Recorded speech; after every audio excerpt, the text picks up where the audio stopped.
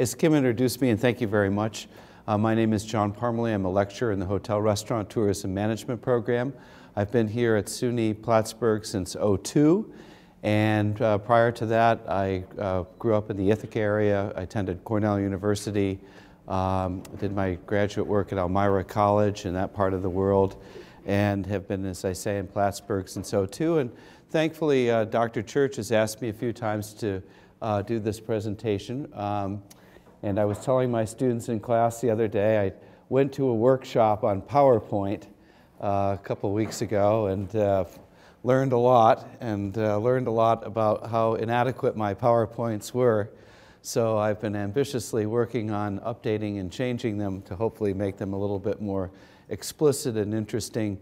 And so if I've got a slide out of context here, it's because this show is brand new, but I think I have it in pretty good order for you. I won't be taking a lot of your time tonight. I'm going to be going through and talking to you about travel, interview, and meeting etiquette. I'm going to touch on those three things. Most of the audience here is probably here so that I'll sign their paper at the end. No, just teasing. Most of you are here probably because you're interested in pursuing a career interview, a job interview post leaving SUNY Plattsburgh. I would assume that many of you probably have that in your mind at this particular point, and that's one of the reasons why you're here. So that being said, I will be happy to answer any questions you have along the way. My presentation is quite general. I'm not going to dive into a lot of specifics, but I'm going to try to give you a brief overview of what I would consider to be some good tips or suggestions, if you will, if you are traveling, interviewing, and or planning meetings, designing meetings for a business situation. And I guess the best place to always start out is talking a little bit about dress. And we talk about dress for success, what works. Well, without exception, which I'm going to talk about in a minute, without exception, which there are exceptions, most of the time we assume that business attire is more formal attire than informal attire. And most of the time that means dark suits, something for a woman and gentlemen, ladies and gentlemen, that's not too bright or too distracting. So typically we talk about something that's darker, more conservative as far as dress. Okay? The other thing about dress is like how things match, and if you have blue pants on, you probably don't want to wear brown socks. There's just little pieces like that you kind of have to think through the puzzle. But first impression, which we talk about, is obviously, all of you know, is very significant. And so anything you can do to enhance your appearance or your presence when you're talking especially about job interviews, that's really important. It's to your advantage. I have a comment up here, no jacket and tie at Ben & Jerry's. You need to, and I'm going to emphasize this again when we talk briefly about interviews, it's very important to look at the culture of the company. If you show up in a black business suit at Ben & Jerry's, they're probably going to laugh at you, because nobody at Ben & Jerry's be like going to Magic Hat Brewery and meeting with them. Nobody's dressed in suits and ties. But at the same time, if you go to Wall Street and you're applying for a job there, I'd be thinking a lot about not only what my suit looked like, but what quality of suit I was wearing. I would take it up to a level. So again, I think it really has a lot to do with the culture of the company. And now it's so easy, obviously, to research that. Give yourself a heads up. Again, what about things like tattoos and jewelry and all that type of thing? Well, minimize that probably to the best of your ability is only good advice. Generally speaking, that's not going to help you get a job. Some cases it may hinder the process. Right or wrong, it's not something to take a lot of chances with, because you can put yourself in a situation. Again, that would not necessarily be a tattoo, but that could be excessive amounts of jewelry, necklaces, that kind of thing as well. So a conservative approach, minimal amount of jewelry, If you have a tattoo on your arm, then wear a full-length shirt, right? What can I say there? Okay. Well, let's talk a little bit about manners, okay, too, and mannerisms. Mr. Rolfs is going to come next week and talk to you folks about dining etiquette, okay, which is a whole piece of the pie. You know, it's funny, and etiquette used to be, when I was growing up, it would be Ann Landers, Irma Bombeck. You know, what do you wear? What do you bring to a 65th birthday party? Da, da, da, da. You know, rich in etiquette. Not so much anymore are people really that so tuned in. But they are tuned into manners. And he's going to talk about dining manners, especially if you go out to eat or something like that. When I was in college, two things that I learned. One had to do with the first thing I talked about, and that was dress for success. I went for an interview with Marriott Hotels. I'm sure everybody's heard of Marriott Hotels. And the night before, they had a smoker. You know what a smoker is? It used to be something they don't have anymore, maybe because of the connotation of smoking, but it was like a little reception. So the night before the interviews, they'd bring the students who had applied for the interview in for the reception. And they purposely had things in there like chicken wings and really like food that gets all over you, you know what I mean? And they would just watch people. Two things they'd watch for: how they handled their food, how much they ate, you know, whether they used a napkin, that kind of thing, and how much they drank. You know, 1 drink, 2 drinks, that's it. 3, 4, 5, probably going to have a real short interview with them the next day. Okay, so that they were observing people. The next day, and I think I did pretty good with that part. I didn't spill the chicken wings all over. I only had 1 and not 16, you know, which I wanted. Of course, in college at that time, somebody puts chicken wings in front of you, look out, right? Bottom line, had a couple wings, made it to the job interview. And I had bought a new suit, and I thought, wow, you know, I dressed up, and I really went the second level to dress up. But it was snowing like crazy that day. And I don't know if you're familiar with Ithaca, but it's like Plattsburgh in a lot of ways, same kind of weather and a little different topography. Anyways, I made a mistake, as it turned out. I had a brand new pair of cowboy boots that I had recently acquired. And I decided to wear the cowboy boots because that way I wouldn't have to switch into shoes and all that. Well, I went into that interview, shook the gentleman's hand, I sat down, and I put my leg up like this on my knee, and he saw that boot, and that interview was over in about 2 minutes. Because, you know, obviously he read into the boots, cowboy, not our culture. Not the kind of person that, you know, you better have wingtip shoes on, that's our culture. Now, again, some of us might find that to a degree almost offensive, but it happens. So to prepare yourself for that, you have to not take any chances and really think out the way you look. And then your manners. And they speak volumes about you and how you eat and how you talk to people and say thank you. And the more you can use your manners, the better. Let's talk a little bit about the travel once you're in that travel mode. Travel etiquette. Well, obviously, you know, the world has become flat. And the term, when in Rome, act like the Romans. If you are to travel internationally, and I hope many of you are international students, may have an opportunity, some of you, to go for a job outside the country. You know, it's kind of like driving an automobile out of state. You're responsible if you drive to California. You're responsible, even though you've got a New York State driver's license, you need to know the California driving law, okay? Well, so the same kind of thing really holds true with culture. When you go someplace else outside the country, to Europe, to South America, to Asia, one of the things that now is very easy to do is to research cultural patterns, how people greet each other. You know, do you shake hands? Do you bow? You know, what is the routine? And you can find out, you know, about things like dress and about timeliness and punctuality. There's a lot of information. You can just Google it, and you can see what are some of the things that you should know. So my point to you is there's very little reason to not know what's expected from a cultural standpoint when you visit another country, if you have that opportunity. You know, and the world has become flat. And, you know, we are, from a business world, we are dealing so much more internationally now. It's just, you know, most companies that have something going on in the U.S. are looking at something outside the country.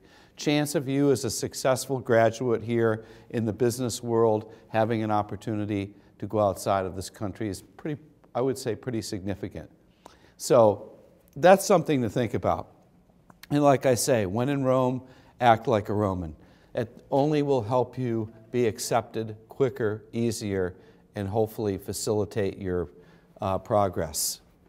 What about the first impression? I talked a little bit about dress. Well, dress is part of it, but then there's the personality part of it. Because dress is one thing, you can dress anybody up. But you know, you've heard that say, but you can't take them anywhere. Well, you can dress anybody up, but that doesn't necessarily mean that they're going to come across in a way in which they could be most opportunistically received. And what do I mean by that? Well, that means that, you know, when you shake someone's hand, you know, do you put your hand out like this, or do you give them a firm handshake? They say a firm handshake with 2 shakes is supposed to be the right way to do it. So it should be like that, okay? And, you know, typically, how hard you squeeze the hand, a little harder than less. You know, they talk about the wet noodle thing. You know, people read into that. It's part of body language, okay? Now, I wouldn't come in and, you know, do like this or whatever like that, or be too aggressive about it either, because, you know, that's probably going to portray me as an aggressive person. And that may be what they're looking for, by the way, so I never eliminate that possibility. But the reality is that first impression. Smile. You know, that type of thing. How much do you smile? Oh, if you couldn't like this, and hey, how you doing? Yeah, geez, I don't have a care in the world, you know, kind of thing like that. Well, you're going to, you know, that's a little bit overplay, okay? But something that gives you some degree of approachability is what many companies look for, that you're somebody you can talk to. And that's a big thing right there. And that oftentimes comes across in that very first impression. You know, we talk in the dining etiquette. I shouldn't say you know, because I'm telling you. We talk in the dining etiquette. Don't jump right into the job interview. Don't jump right into the reason why you're there. Always break the ice a little bit. It's easy to do here in Plattsburgh. It's colder than daylight's outside. You talk a couple minutes like how your feet froze in the ground, whatever. But you break the ice, no pun intended.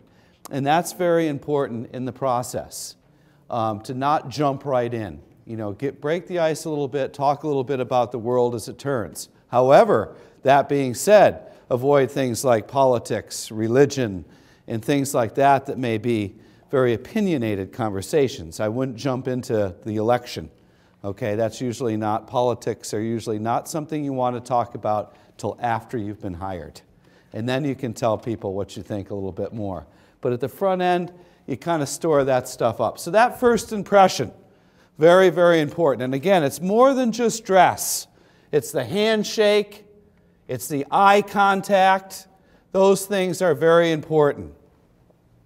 And one thing I would mention too is that the meeting and greeting varies in countries, like I mentioned before. I believe it's in Japan that a handshake is not acceptable as a means of greeting someone. So some countries, and then the other thing is men versus ladies versus gentlemen. Like sometimes ladies tend not to like to have their hand shaked. I've noticed that before. So you may want to be careful a little bit about that. So if you're going in, I always say kind of look for the hand. If the hand comes up, my finance professor at Cornell, he would never shake hands with anybody because he was always afraid of germs. And this was before, what was that stuff that broke out, the swine flu or whatever, because this was a long time ago. But he'd always go like this. No, I didn't want to shake your hand. Some people are like that. I would say that's more of a culturally driven thing than it is a germophobia, but there is still some of that going on there, okay? I noticed when we stopped shaking hands at church as a sign of peace a couple years ago that these things can change. Okay. I mentioned about culture. I mentioned about dress. One of the other parts about a company is knowing about their history, when the company was formed, some of the principles of the company, the key players, the company's philosophy on things like giving back to the community, their social commitment. Obviously, depending upon the nature of the business, the product lines. Might be nice to know about some of the things that they either do or services that they provide or major clients that they have. Companies will respond well if they think you've actually taken the time to look at them beyond just, the front page of their website. You've really looked a little bit about what makes this company tick, and I'll tell you why that is so advantageous. Because that allows you to sell yourself to the company. If you can attach yourself to something that's philosophically important to that company in principle and mention that, ooh, that's somebody that might fit in here very well. So this is the kind of investment, if you're really interested in a company, that we have such, it used to be when I was in your position, you used to have to send away and get annual reports in the mail, if they would send them to you, because that was really the only way you could find out about a company. Well, now, obviously, that bridge has been crossed. So you folks have all kinds of opportunities to study that.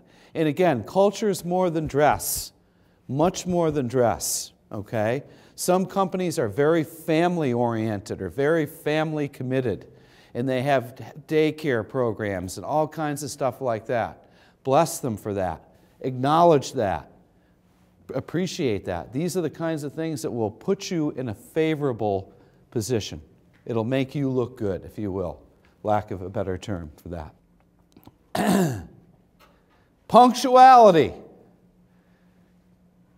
One thing is you can be too early, believe it or not, and you can be too late, obviously.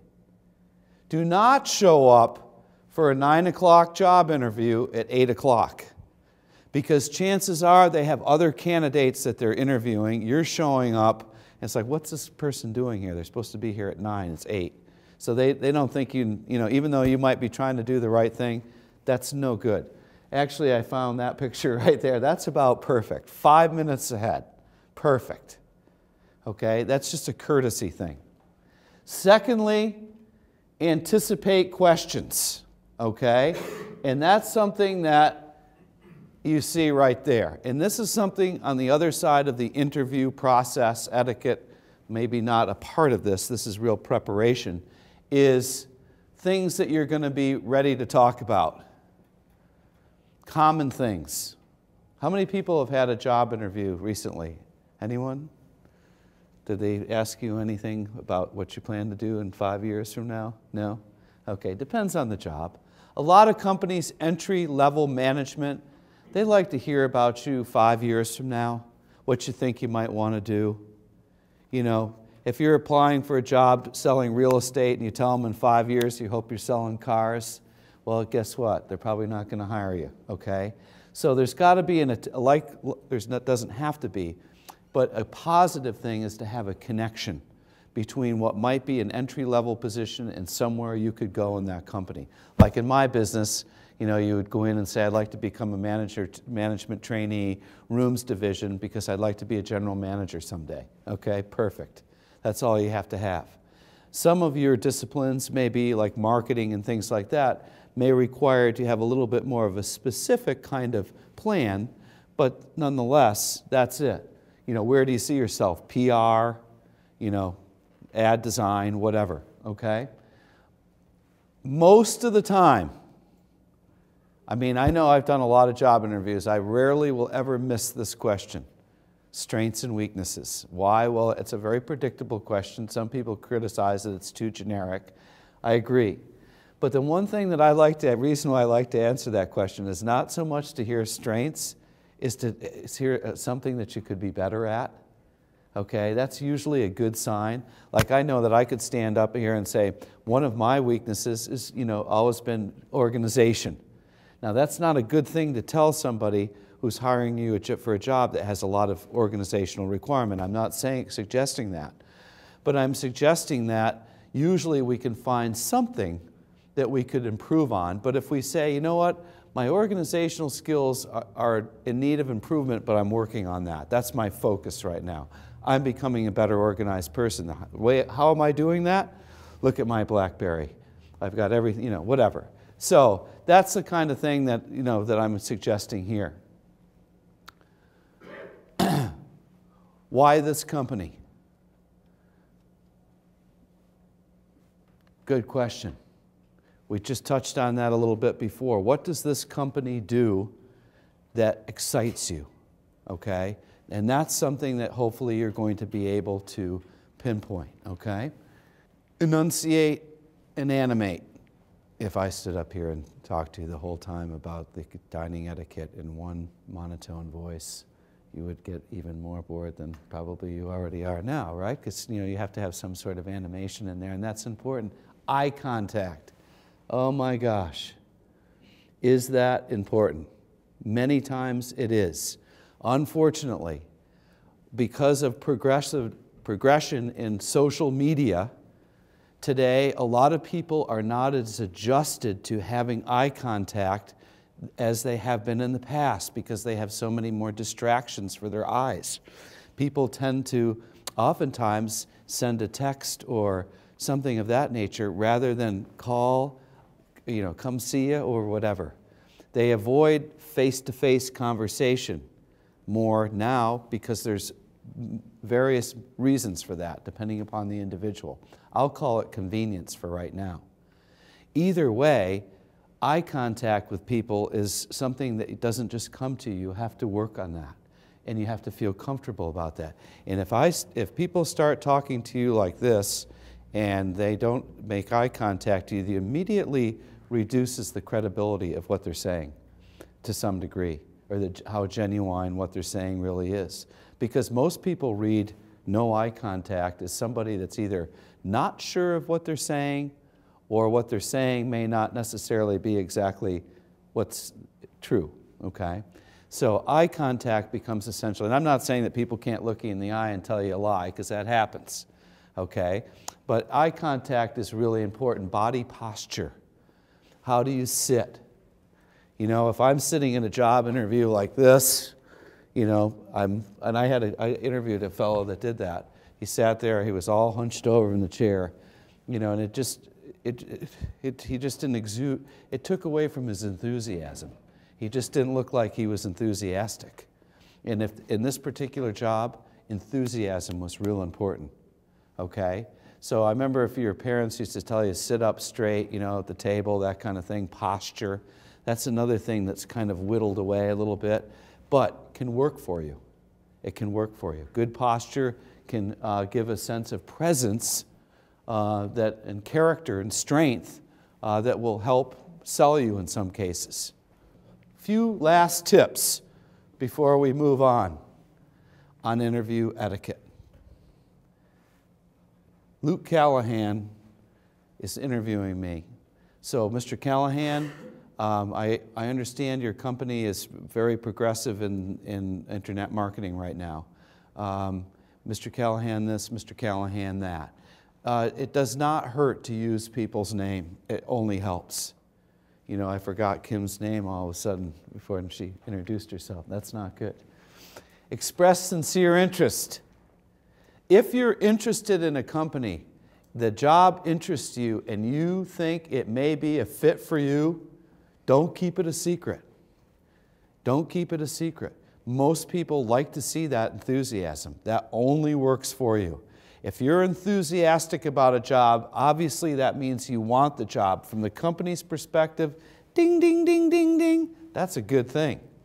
We much rather have somebody that's very enthusiastic about joining us than somebody that's taking it because, you know what, I couldn't find anything else, so I'm taking this job, okay?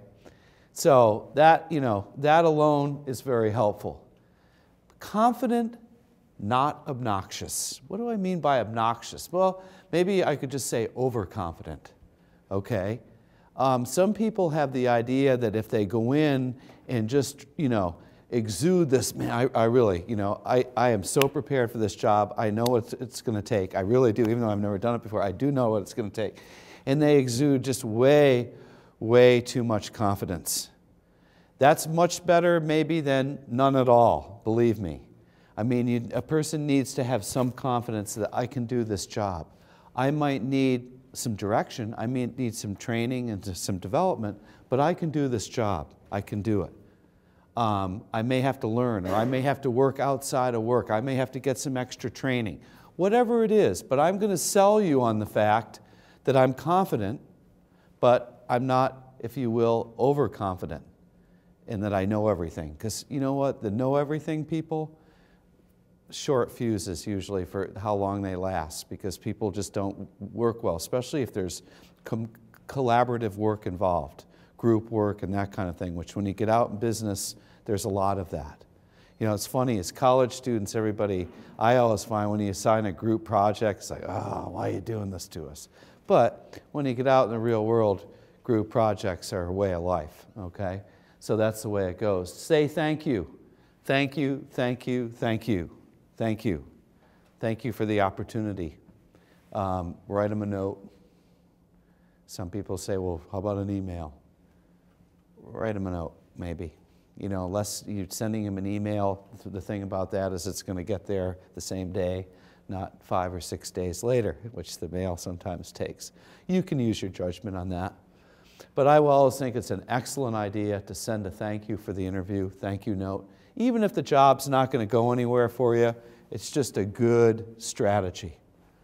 Okay, interviews. How about meetings? How many people have run a meeting in here? Yes, you have? What kind of meeting? From my club. Club meeting, okay. Any other kinds of meetings? Anyone done besides clubs? Anybody ever done any kind of like business? Yes? I've run a festival that contest. Right. Multiple business meetings with vendors. Vendors, like organizational meetings and stuff. Yeah, okay, great. Good. Obviously, there's a few things to know about meetings, like there is everything else. And one of them is a poor meeting etiquette or poor meeting design makes a bad reflection on a manager, without a doubt. We're going to talk about these things briefly: comfort, organization, communication, clear communication. We're going to talk about these things as being the backbones of a well-organized meeting. At the end, I'm going to pass out Robert's Rules. How many people have heard of Robert's Rules? What do Robert's Rules do, Luke?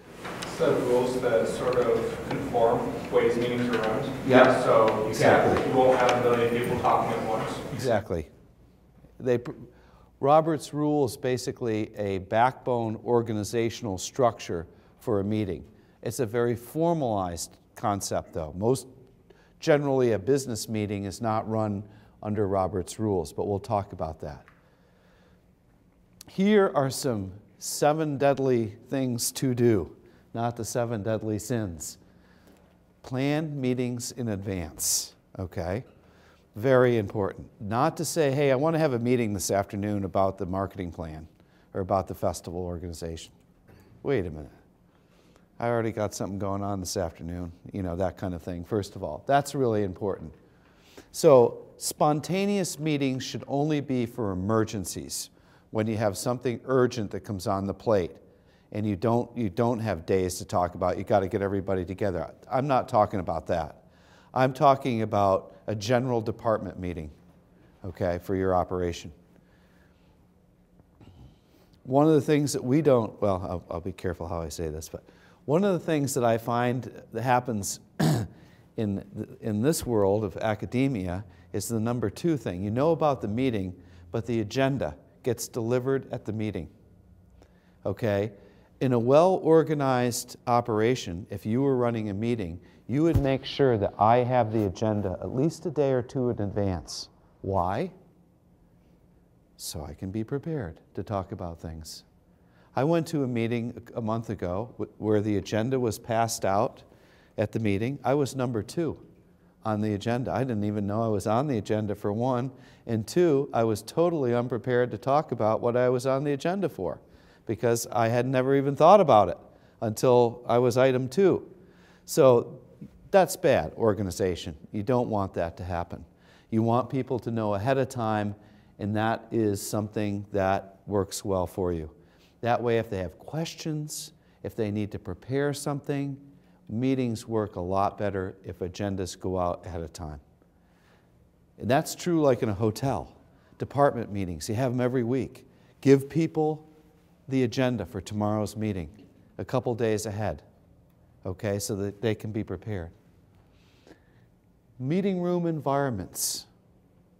This is something a lot of companies are doing a lot of neat different things now for meetings. They're chartering boats, they're doing all kinds of stuff to get people out of the normal routine, to get them in an atmosphere that may be like Lake Placid Resort Hotel, where they can meet in a, away from everything, away from the phones, away from the internet, all that kind of thing. Well, this is a weekly departmental meeting.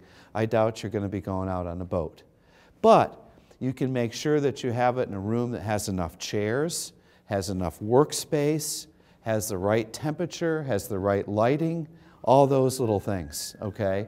Definitely making a difference. So the meeting room environment is very important, all right?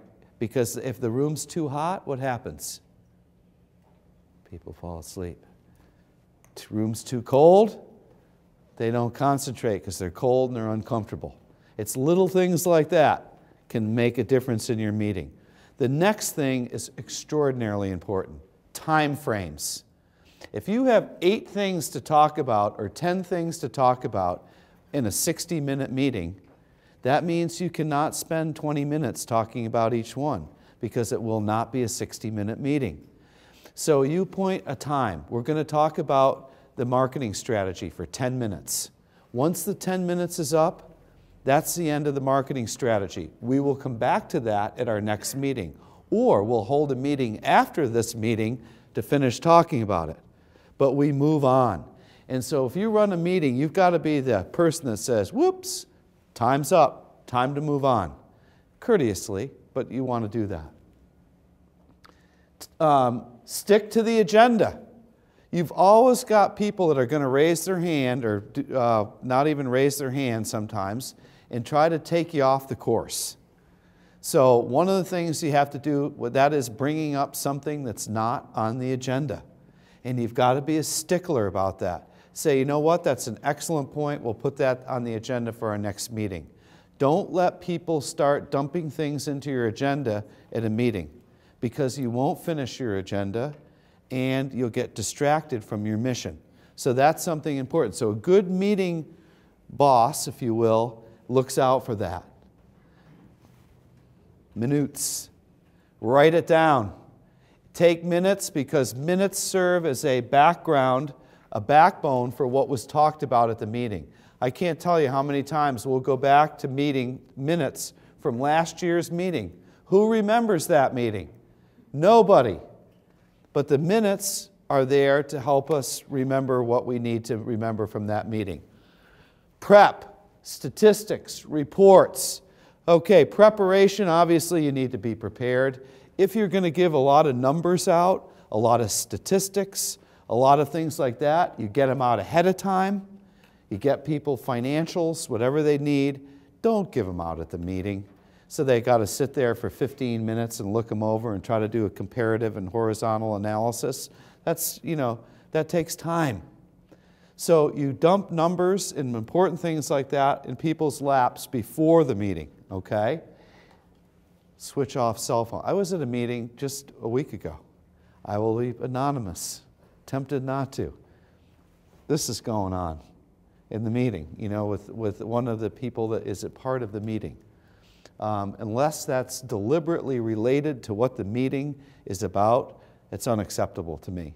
So I would be just like a college classroom. I tell my students, no cell phones, no texting, okay, during class. And I still see the under the counter. I'm pretty good at catching them now, though. But None of that stuff, because that's just disrespectful, basically. You know, don't be talking about what you're going to have for dinner tonight on the cell phone in a marketing meeting. It's not going to make you look good. So that's something. And don't let people do it. Tell them to turn them off. Unless, again, it's an integral part of what's going on at the meeting, then of course, if they need to make a phone call, that's fine. The introductions or opening remarks, you know, if you are having a meeting that's chairman of the board, if you're having a special annual meeting, a lot of times there's acknowledgments, introductions of special people that are there. You know, those kinds of things are always important.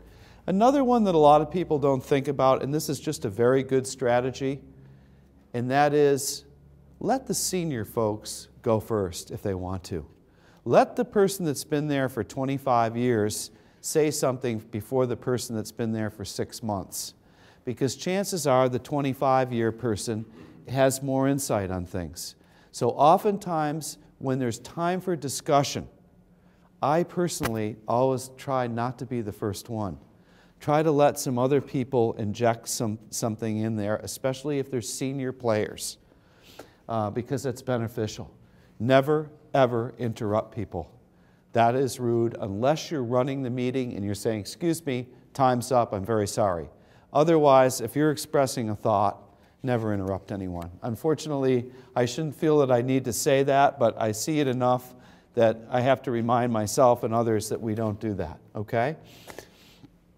Be sure that you are relevant in what you're saying. Be sure what you are contributing has something to do with the agenda item, okay? Do not be talking about horses when the topic is dogs, because it won't help your image and it won't help the productivity of the session. People have a tendency to get ideas because you said, you know what, it gave me an idea, and then they start talking about that. Well, you know what, that idea doesn't have anything to do with the agenda item, okay? One other thing too, do not divulge information. Thanks, Luke. Okay, it must be my time's up. Okay, don't divulge information. What goes on behind meeting and boardroom doors should stay there. And that's something when you talk about just good ethics and good business practice. You know, don't talk about at the bar the next day or night about, you know, the numbers were down 25% or something like that. These things, you know, need to stay in-house. So I always remind students to respect that. Confidentiality.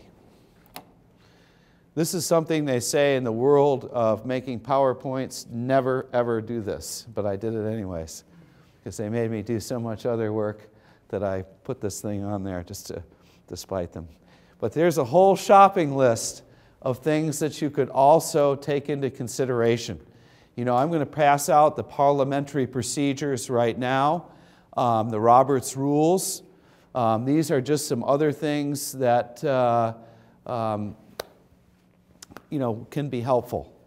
Okay, feedback, try to be interactive.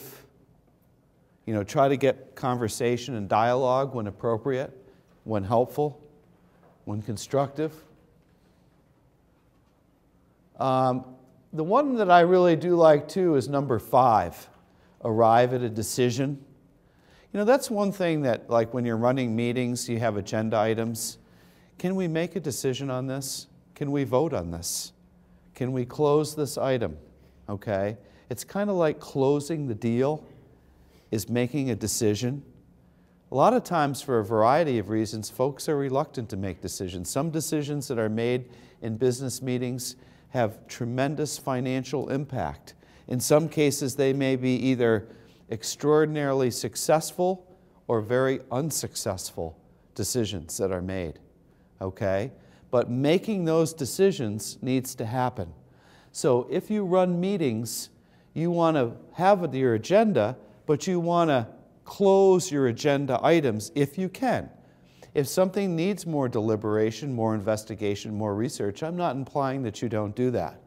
But ones that you can close, close.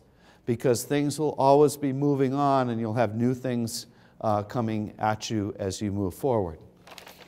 In this handout that I'm giving you right now is an introduction to Robert's Rules. As I mentioned before, I'm sure you'll find this interesting to some degree. And I don't know that I have enough copies. I had 45, and I'm not sure how many people are here. And I didn't count, but I'm going to pass those out to you. And if I don't have enough, and if you're interested in one and did not get one, I would be very happy to get you one. And basically what you see there is an outline for basic parliamentary procedure in the order in which you would go in a formal, very formalized meeting environment. Okay? And you'll hear oftentimes companies and businesses use an abbreviation of Robert's Rules. They will use motions. So people will call for a particular motion, the motion will get seconded, and they'll move on. Some companies will go to that level of formalization. Others take a straw vote, you know, who, yes, no, abstaining, and just do it like that.